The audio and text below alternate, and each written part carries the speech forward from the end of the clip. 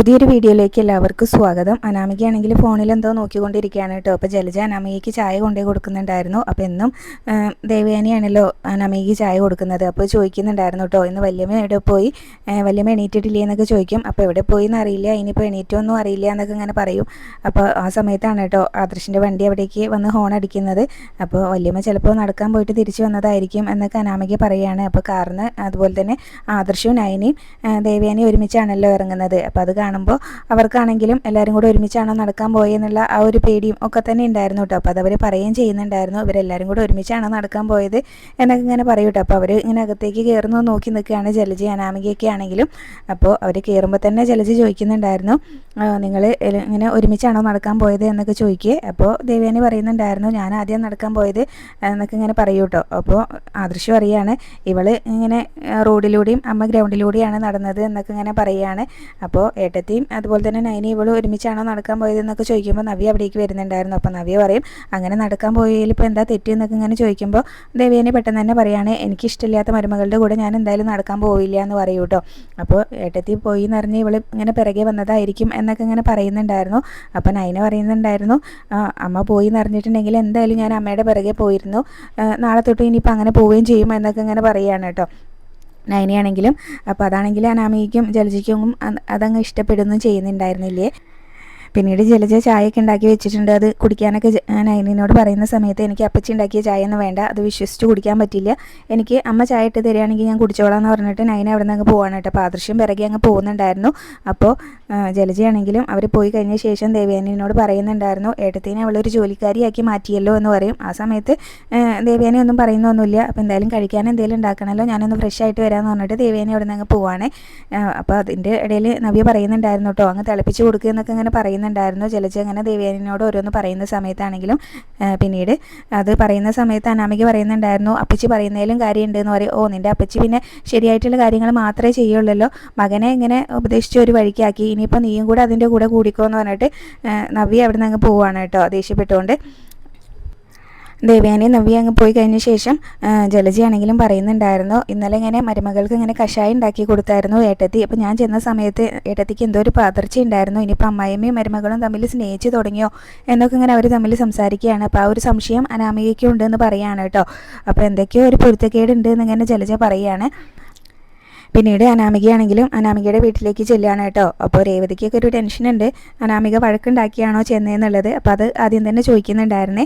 അപ്പോൾ അവിടെ എന്നും വഴക്കാണല്ലോ, അതിനിപ്പോൾ പ്രത്യേകിച്ച് പറയേണ്ട കാര്യമൊന്നുമില്ലല്ലോ എന്ന് പറയുകയാണ്. അപ്പോഴേക്കും വേണം ഇറങ്ങി വരുന്നുണ്ടായിരുന്നു കേട്ടോ. പിന്നീട് അതുപോലെ നൈനയും ദേവയാനിയും ഒരുമിച്ച് നടക്കാൻ പോയ കാര്യങ്ങളൊക്കെയാണ് കേട്ടോ പറയുന്നത്.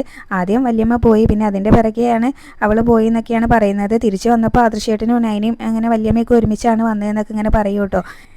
ഇനിയിപ്പോൾ അവർ തമ്മിൽ സ്നേഹിച്ച് തുടങ്ങിയോ എന്നുള്ള ആ ഒരു സംശയമൊക്കെ അനാമിക പറയുന്ന സമയത്താണെങ്കിലും വേണു പറയുന്നുണ്ടായിരുന്നു, മോള് പറയുന്ന അങ്ങനെ അങ്ങ് തള്ളിക്കളയാനൊന്നും പറ്റില്ല, ഇപ്പോൾ അവിടുത്തെ എല്ലാ ജോലിയും ഇങ്ങനെ ദേവയാനിയാണല്ലോ ചെയ്യുന്നത് എന്ന് പറയുകയാണ് കേട്ടോ. അവിടെ മിനിമം ഒരു 2 ജോലിക്കാരെങ്കിലും വേണം, പക്ഷേ ഒരു ജോലിക്കാർ മാത്രം ഇടയ്ക്ക് ഇങ്ങനെ പുറം പണിക്കും ഒക്കെ വന്ന് പോകുന്നതല്ലേ ഉള്ളൂ, ബാക്കി എല്ലാ ജോലിയും ദേവയാനി തന്നെയല്ലേ ചെയ്യുന്നതെന്നൊക്കെ പറയുമ്പോൾ അനാമിക പറയുന്നുണ്ടായിരുന്നു, അത് ശരിയാണ്, എല്ലാവരുടെ കാര്യങ്ങളും അല്ല ഇപ്പോൾ വല്യമ്മ നോക്കുന്നത്, കൂടുതലും ഇങ്ങനെ നയനയുടെ കാര്യം തന്നെയാണ്, അവൾക്ക് ഇഷ്ടപ്പെട്ടതൊക്കെയാണ് വല്യമ്മ ഉണ്ടാക്കി വെക്കുന്നത് എന്നൊക്കെ ഇങ്ങനെ പറയൂ കേട്ടോ. അപ്പോൾ പക്ഷേ വല്യമ്മയുടെ സംസാരത്തിലൊന്നും അവളോട് സ്നേഹമുള്ളതായിട്ട് തോന്നുന്നില്ല. വല്യമ്മ എപ്പോഴും ഇങ്ങനെ എന്നെ സപ്പോർട്ട് ചെയ്തും അവളെങ്ങനെ ആക്ഷേപിച്ചും ഒക്കെ സംസാരിക്കാറുണ്ട് എൻ്റെ മുന്നിൽ വെച്ച് തന്നെ എന്നൊക്കെ ഇങ്ങനെ പറയൂ കേട്ടോ.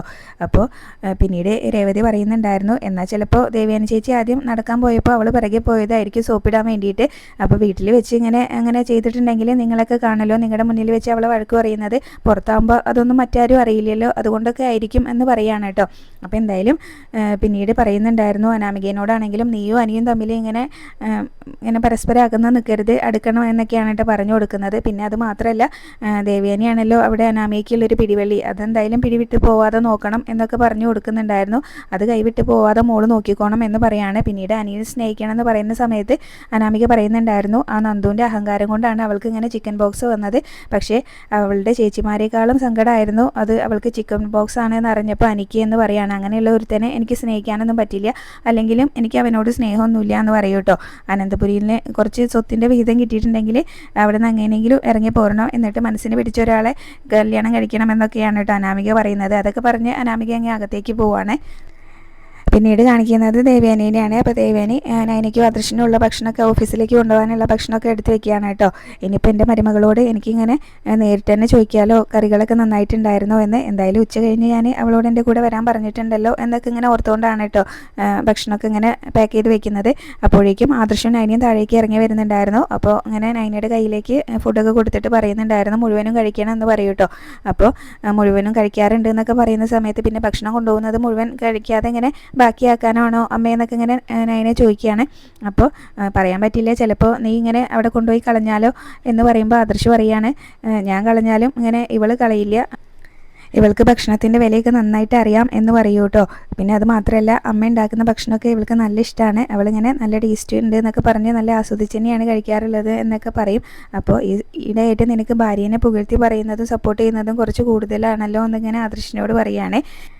പിന്നീട് നയനിയാണെങ്കിലും പറയുന്നുണ്ടായിരുന്നു അമ്മ ഇങ്ങനെ സ്നേഹത്തോടെ ഭക്ഷണമൊക്കെ ഉണ്ടാക്കി തരുമ്പോൾ അതെങ്ങനെ കളയാൻ പറ്റുമോ എന്നൊക്കെ പറയും കേട്ടോ. അപ്പോൾ ദേവയാനി പറയുകയാണ് നിന്നോട് ആരാ പറഞ്ഞ് നിന്നോട് എനിക്ക് സ്നേഹമാണ് എന്നുള്ളത്, നിനക്ക് സ്നേഹത്തോടു കൂടിയാണ് ഞാൻ ഭക്ഷണം ഉണ്ടാക്കി തരുന്നത് എന്നൊക്കെ ആരാ പറഞ്ഞു എന്നൊക്കെ ഇങ്ങനെ ചോദിക്കുന്ന സമയത്ത് ആദർശാണെങ്കിലും ഇങ്ങനെ ചോദിക്കുന്നുണ്ടായിരുന്നേ അമ്മയ്ക്ക് ഇവളോട് ഇങ്ങനെ ഉള്ളിൻ്റെ ഉള്ളിൽ സ്നേഹമുണ്ടോ എന്നൊക്കെ ഇങ്ങനെ ചോദിക്കുകയാണ് കേട്ടോ. അപ്പോൾ എടുത്ത പടി തന്നെ ദേവയാനി ചോദിക്കുന്നുണ്ടായിരുന്നു അങ്ങനെ ഇവളോട് സ്നേഹം ഉണ്ടാവാൻ ഇവളാണോ എനിക്ക് കരൽ ഭാഗത്ത് തന്നെ എന്നൊക്കെ ഇങ്ങനെ ചോദിക്കും കേട്ടോ. അപ്പോൾ ആദർശാണെങ്കിലും ഒന്നും മിണ്ടുന്നില്ല. അപ്പോൾ ദേവയാനിയാണെങ്കിലും അങ്ങനെ ആക്കി ചിരിക്കുകയാണ് കേട്ടോ. എന്നിട്ട് അത് പറഞ്ഞിട്ട് നയനിനെ നോക്കി ചിരിക്കുന്നുണ്ടായിരുന്നു. പിന്നീട് എന്തായാലും അവർ യാത്ര പറഞ്ഞ് പോവാണ്. അപ്പോൾ കുറച്ചങ്ങ് പോയിട്ട് നയനിയാണെങ്കിലും തിരിഞ്ഞ് നിന്ന് ഇങ്ങനെ നോക്കുന്ന സമയത്ത് ദേവയാനി ഇങ്ങനെ ഉച്ചയ്ക്ക് കാണാൻ അങ്ങനെ പറയുന്നുണ്ടായിരുന്നു കേട്ടോ. അപ്പോൾ എല്ലാം സെറ്റ് എന്ന് പറഞ്ഞിട്ട് നയനിയാണെങ്കിലും അങ്ങ് പോവാണ് കേട്ടോ. അപ്പോൾ അവർ പോകുന്നു നോക്കി ഭയങ്കര സന്തോഷത്തിൽ നിൽക്കുകയാണ് ദേവയാനി. പിന്നീട് ആദർശിൻ്റെ റൂമിലേക്ക് വരികയാണ് കേട്ടോ നയന വന്നിട്ട് ഇങ്ങനെ സംസാരിക്കാൻ തുടങ്ങുമ്പോൾ തന്നെ പറയുന്നുണ്ടായിരുന്നു ആദർശ് നിന്നെ ഞാനിപ്പോൾ ഇങ്ങോട്ട് വിളിപ്പിക്കാൻ നിൽക്കുകയായിരുന്നു എന്ന് പറയുകയാണ് കേട്ടോ. അപ്പോൾ നയന വന്നിട്ട് ഇങ്ങനെ അമ്മ വിളിച്ചിട്ടുണ്ടായിരുന്നു എന്ന് പറയും. അപ്പോൾ എൻ്റെ അമ്മയാണോ നിൻ്റെ അമ്മയാണോ വിളിച്ചതെന്ന് ചോദിക്കുമ്പോൾ ആദർശേട്ടൻ്റെ അമ്മ എന്നെ വിളിക്കാറില്ലല്ലോ, എൻ്റെ അമ്മയാണ് വിളിച്ചത്, അപ്പോൾ ഒന്ന് പർച്ചേസിങ്ങിന് പോകണമെന്ന് പറഞ്ഞു എന്ന് പറയും കേട്ടോ. അപ്പോൾ നിനക്കും കൂടെ പോകണോ എന്ന് ചോദിക്കുന്നുണ്ടായിരുന്നു ആദർശ്. അപ്പോൾ എന്നാൽ പിന്നെ പോയിക്കോ എന്ന് പറയും കേട്ടോ. പിന്നീട് ഇങ്ങനെ എല്ലാവർക്കും ഇപ്പോൾ ഇങ്ങനെ സാലറി ഒക്കെ ഇങ്ങനെ അക്കൗണ്ടിലേക്ക് ട്രാൻസ്ഫർ ചെയ്യുകയാണ് ചെയ്യുന്നത്. ഇന്ന് ഞാൻ ആ പതിവ് ഒന്ന് തെറ്റിക്കാൻ പോവുകയാണ്. അപ്പോൾ എൻ്റെ ഭാര്യയ്ക്കുള്ള സാലറി ഞാൻ തരാൻ പോവുകയാണെന്നൊക്കെ പറഞ്ഞിട്ട് അങ്ങ് കൊടുക്കുകയാണ് കേട്ടോ. അപ്പോൾ നീ എന്തായാലും പർച്ചേസിങ്ങിന് പോവില്ലേ, അപ്പോൾ നിനക്ക് ആവശ്യം വരും എന്ന് പറഞ്ഞിട്ട് പണം അങ്ങ് കൊടുക്കുകയാണ് കേട്ടോ. അപ്പോഴാണ് സാലറി ആണെന്ന് പറയുന്നത്. അപ്പോൾ നയന സാലറി ഒന്നും വേണ്ട എന്നൊക്കെ പറയുന്നുണ്ടായിരുന്നു. അപ്പോൾ അതിൻ്റെ ആവശ്യമൊന്നുമില്ല, നീ ഇങ്ങനെ സൗജന്യമായിട്ട് ഇവിടെ ജോലി ചെയ്യേണ്ട കാര്യമൊന്നുമില്ല എന്നൊക്കെ പറഞ്ഞിട്ട് ഇവിടെ എല്ലാവരും ശമ്പളം വാങ്ങിക്കുന്നുണ്ട്.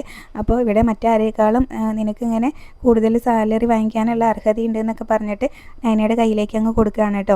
അപ്പോൾ നയന ഇത് ഞാൻ എൻ്റെ ആദ്യ ശമ്പളമല്ലേ, ഇത് ആദർശേട്ടനല്ലേ ഞാൻ തരേണ്ടതെന്നൊക്കെ പറയുമ്പോൾ അങ്ങനെ നിൻ്റെ സാലറിയുടെ പങ്ക് ആരും പറ്റണ്ട എന്നൊക്കെ പറഞ്ഞിട്ട് നയനയുടെ കയ്യിലേക്ക് അങ്ങ് വെച്ച് കൊടുക്കുന്നുണ്ടായിരുന്നേ. അപ്പോൾ എന്തായാലും പർച്ചേസിങ്ങിന് പോവല്ലേ, അപ്പോൾ നിനക്കും ആവശ്യം വരും, അവർക്ക് എന്തെങ്കിലുമൊക്കെ വാങ്ങിച്ചു കൊടുക്കാം എന്നൊക്കെ പറഞ്ഞിട്ട് തന്നെയാണ് കേട്ടോ കൊടുക്കുന്നത്. അപ്പോൾ നയന വേണ്ടാന്ന് പറയുമ്പോഴും ആദർശ് അതൊന്നും സമ്മതിക്കുന്നില്ല. പിന്നീട് ഞാൻ കൊണ്ടുവിടണമെന്നൊക്കെ നയനോട് ചോദിക്കുന്നുണ്ടായിരുന്നേ. അപ്പോൾ കൊണ്ടുവിടണ്ടെന്ന് പറയുന്നുണ്ട് കേട്ടോ. അപ്പോൾ കൊണ്ടുവിട്ടാൽ എന്തായാലും ദേവയാനിയുടെ കൂടെയാണല്ലോ പോകുന്നത്, അപ്പോൾ കള്ളത്തരം പൊളിയല്ലോ, അപ്പോൾ അതുകൊണ്ട് വേണ്ടാന്ന് പറയുകയാണ്. അപ്പോൾ എന്താ പിന്നെ നീ പോയിട്ട് വന്നോന്ന് പറഞ്ഞ് നയനേനെ അവിടെ നിന്ന് അങ്ങ് പറഞ്ഞയക്കുന്നുണ്ടായിരുന്നേ.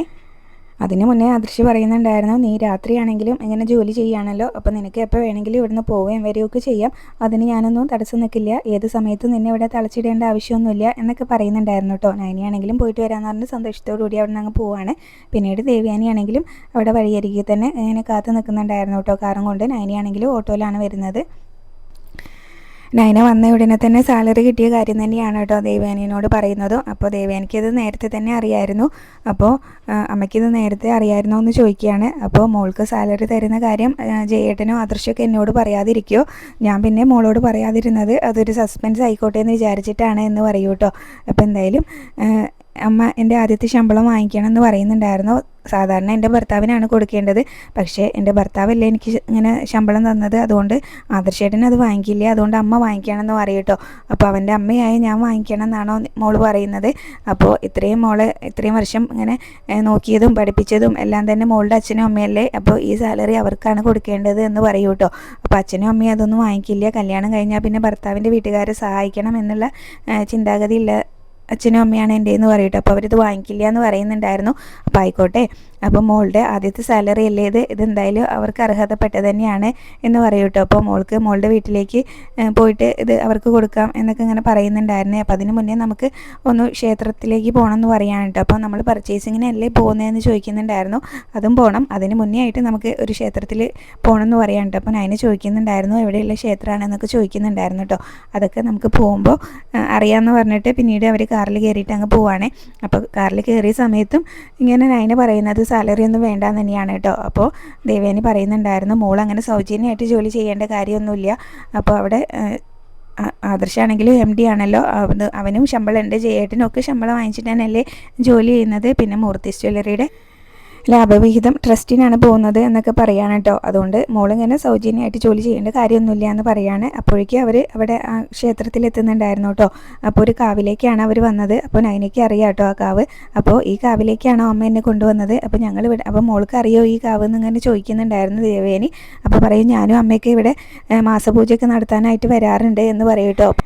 പിന്നീട് നൈനിയാണെങ്കിലും അവിടുത്തെ ഒരു പ്രത്യേക വഴിപാടിനെ കുറിച്ചൊക്കെ പറയുകയാണ് കേട്ടോ. ഇവിടെ ഒരു പ്രത്യേക വഴിപാടുണ്ട്, പ്രായശ്ചിത്ത വഴിപാട്. നമ്മൾ ആരോടെങ്കിലും തെറ്റൊക്കെ ചെയ്തിട്ടുണ്ടെങ്കിൽ ഇവിടെ വന്ന് പ്രായശ്ചിത്തം പറഞ്ഞാൽ അതിനിങ്ങനെ ഒരു പരിഹാരമാവും എന്നൊക്കെ പറയുകയാണ്. അപ്പോൾ ദേവയാനി പറയുന്നുണ്ടായിരുന്നു അപ്പോൾ മോൾക്ക് അതിനെക്കുറിച്ചൊക്കെ അറിയാമല്ലേ, അതുകൊണ്ടൊക്കെ തന്നെയാണ് മോളെ കൂട്ടി ഞാൻ ഇങ്ങോട്ട് വന്നതെന്ന് പറയട്ടോ. പിന്നീട് അവർ ആ കാവിലേക്ക് അങ്ങ് നടക്കാനായിട്ട് തുടങ്ങുകയാണ്. അപ്പോൾ നൈന ചോദിക്കുന്നുണ്ടായിരുന്നു അമ്മ അങ്ങനെ ജീവിതത്തിൽ ആരോടെങ്കിലും തെറ്റൊക്കെ ചെയ്തിട്ടുണ്ടോ എന്ന് ചോദിക്കും. അപ്പോൾ ദേവയാനി പറയുന്നുണ്ടായിരുന്നു ഞാനൊരു തെറ്റ് ചെയ്തിട്ടുണ്ട് എന്ന് പറയുകയാണ് കേട്ടോ. അപ്പോൾ അത് വേറെ ആരോടുമല്ല മോളോട് തന്നെയാണ് എന്ന് പറയുന്നുണ്ടായിരുന്നു. അപ്പം അമ്മ എന്തിനാ ഈ പഴയ കാര്യങ്ങളൊക്കെ ഓർക്കുന്നത് എന്നൊക്കെ ഇങ്ങനെ ചോദിക്കുന്നുണ്ടായിരുന്നു. അതൊന്നും അങ്ങനെ മറക്കാൻ പറ്റുന്ന ഇതൊന്നുമല്ല. നമ്മൾ ഒരാളോട് ഇപ്പോൾ ഒരു തെറ്റ് ചെയ്തിട്ടുണ്ടെങ്കിൽ സോറി പറഞ്ഞാൽ ഒന്നും ആവില്ലല്ലോ എന്ന് പറയുന്നുണ്ടായിരുന്നു കേട്ടോ. അത് ഒരു നഷ്ടം തന്നെയല്ലേ എന്ന് പറയുകയാണ്. അപ്പോൾ അതുപോലെ തന്നെയല്ലേ ഈ വഴിപാടൊന്നിങ്ങനെ നൈന പറയുന്നുണ്ടായിരുന്നു. ശരിയാണ്, എന്നാലും അതിനിങ്ങനെ കുറച്ചെങ്കിലും ഒരു പരിഹാരം കിട്ടിയാലോ എന്ന് വിചാരിച്ചിട്ടാണ് മോളെയും കൂട്ടി ഇങ്ങോട്ട് വന്നത്. ഞാൻ ഇന്നലെ തന്നെ എല്ലാം ഇങ്ങനെ വിളിച്ച് ബുക്ക് ചെയ്തിട്ടുണ്ടായിരുന്നു എന്ന് പറയാണ് കേട്ടോ. പിന്നീട് അവർ രണ്ടുപേരും കൂടെ അവിടെ നിന്ന് പ്രാർത്ഥിക്കുന്നുണ്ടായിരുന്നു. അപ്പോൾ അവിടെയുള്ള ദേവി ഭയങ്കര ശക്തിയുള്ള ദേവിയാണ് എന്നൊക്കെ പറഞ്ഞ് ഇങ്ങനെ അവർ പ്രാർത്ഥിക്കുകയാണ് കേട്ടോ. അപ്പോൾ നൈനയ്ക്ക് വേണ്ടിയിട്ട് തന്നെയാണ് ദേവയാനി പ്രാർത്ഥിക്കുന്നതും. അതുപോലെ തന്നെ നൈന തിരിച്ചു കേട്ടോ. അപ്പോൾ ഞാൻ കരൾ പകുത്ത് കൊടുത്ത എൻ്റെ അമ്മയ്ക്ക് ഇനി അങ്ങനെ ഒരു ആപത്ത് വരുത്തരുതേ, ഇങ്ങനെ ഇതുപോലെ സ്നേഹത്തോടുകൂടി അമ്മയുടെ കൂടെ ഒരുപാട് കാലം ഇങ്ങനെ സ്നേഹിച്ച് ജീവിക്കാൻ കഴിയണം എന്നൊക്കെ തന്നെയാണ് നൈന പ്രാർത്ഥിക്കുന്നത്. ദേവയാനി അതുപോലെ തന്നെ ഇങ്ങനെ നൈനയ്ക്ക് ഇങ്ങനെ ദീർഘായുസ്സും ഒക്കെ കൊടുക്കണേ എന്നൊക്കെ തന്നെയാണ് കേട്ടോ പ്രാർത്ഥിക്കുന്നത്. അപ്പോഴേക്കും തിരുമേനി അവിടേക്ക് വന്നിട്ട് ഇങ്ങനെ അമ്മായിമ്മ മരുമകളെയും കൂട്ടി വന്നോ, എല്ലാം അങ്ങനെ പൂജയ്ക്ക് വേണ്ട എല്ലാ കാര്യങ്ങളും ഒരുക്കിയിട്ടുണ്ട് എന്നൊക്കെ പറയുകയാണ്. പിന്നീട് അദ്ദേഹം പറയുന്നുണ്ടായിരുന്നു ഇങ്ങനെ ഭക്തർക്ക് തന്നെ ഇങ്ങനെ സ്വയം പൂജ ചെയ്യാൻ പറ്റുന്ന ക്ഷേത്രങ്ങൾ നമ്മുടെ നാട്ടിൽ കുറവാണ്, നല്ല ശക്തിയുള്ള ദേവിയാണ്, നന്നായിട്ട് പ്രാർത്ഥിച്ചോളൂ എന്നൊക്കെ പറയുകയാണ് കേട്ടോ. പിന്നീട് ഒരു താലം ഇങ്ങനെ ദേവയാനിയുടെ കയ്യിലേക്ക് കൊടുത്തിട്ട് മരുമകളെ 3 തവണ ഒഴിഞ്ഞോളൂ എന്ന് പറയുകയാണ്. അപ്പോൾ ദേവയാനി അത് വാങ്ങിച്ച് നൈനേനെ ഇങ്ങനെ ഒഴിയുന്ന സമയത്താണ് കേട്ടോ കനക അവിടേക്ക് വരുന്നത്. അപ്പോൾ കനക ഇതെല്ലാം അവിടെ നിന്നിട്ട് കാണുന്നുണ്ടായിരുന്നു. അപ്പോൾ കനകയ്ക്കാണെങ്കിലും ആകെ സംശയമായിട്ടോ. അപ്പോൾ ദേവയാനി ഇങ്ങനെ നൈനേനെ ഒഴിഞ്ഞുകൊണ്ടിരിക്കുകയാണല്ലോ. അപ്പോൾ അത് ഇങ്ങനെ കണ്ടുകൊണ്ട് ഇങ്ങനെ നിൽക്കുന്ന കനകേനെയും കാണിച്ചുകൊണ്ടാണ് കേട്ടോ ഇന്നത്തെ എപ്പിസോഡ് അവസാനിച്ചിട്ടുള്ളത്.